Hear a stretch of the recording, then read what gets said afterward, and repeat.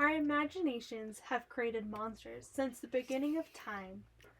The only reason to fear monsters is if we give them power. The more you learn about monsters, the more you will know how to defeat them and keep them away. Just ask a librarian. No monsters want you reading this book.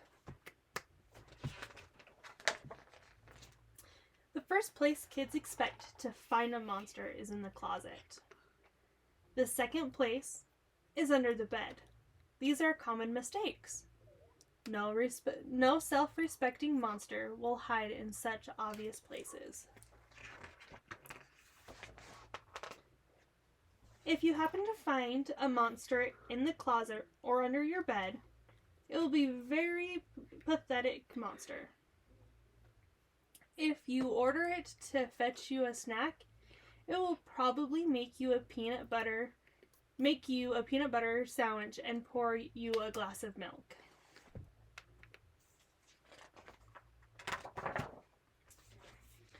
Certain fierce monsters have learned that frightened kids will sometimes sneak into bed with their parents.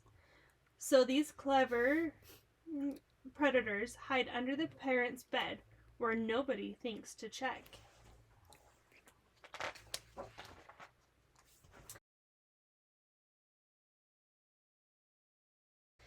Usually monsters leave kids alone when they are in their own beds, making your bed a fairly safe place.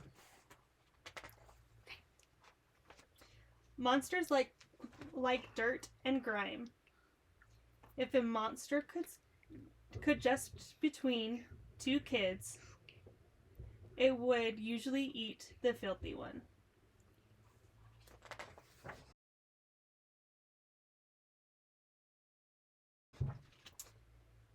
Taking a regular bath is a good way to keep most monsters away. Not only do they avoid clean children, monsters hate the smell of soap.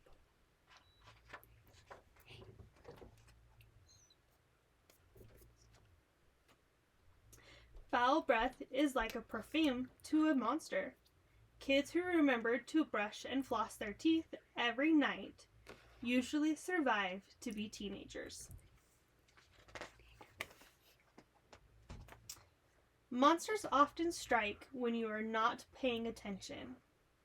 They use television, and video games as bait because kids are sitting still for a long time, staring in one direction. The more time you spend in front of the television is the greater your chances of becoming a monster snack.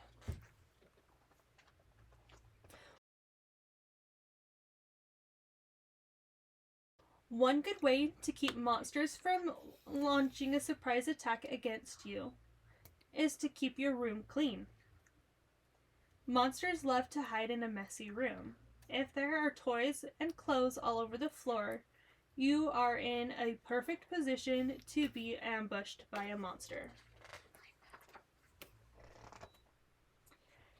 Be careful whenever you see something that looks terribly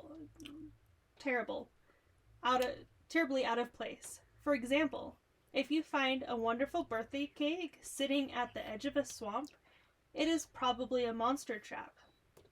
Same with a go-gurt in a mortuary or a carousel in a ghost town.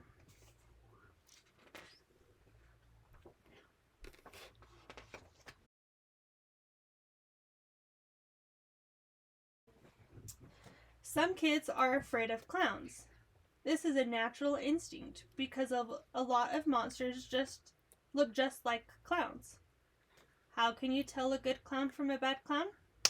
Environment. If you see a clown at a circus or a party, you are probably safe. But if you meet a clown out in the woods, run for your life.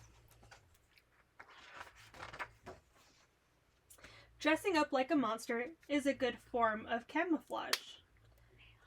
Monsters solemn brothers of other monsters.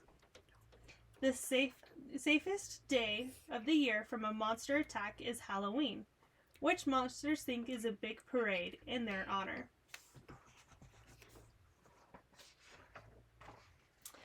Sometimes imagining an endless variety of monsters can be stressful, but your imagination is powerful, enough that you can also imagine ways to outsmart and defeat them. Be smart, stay strong, and you'll never need to worry about monsters again.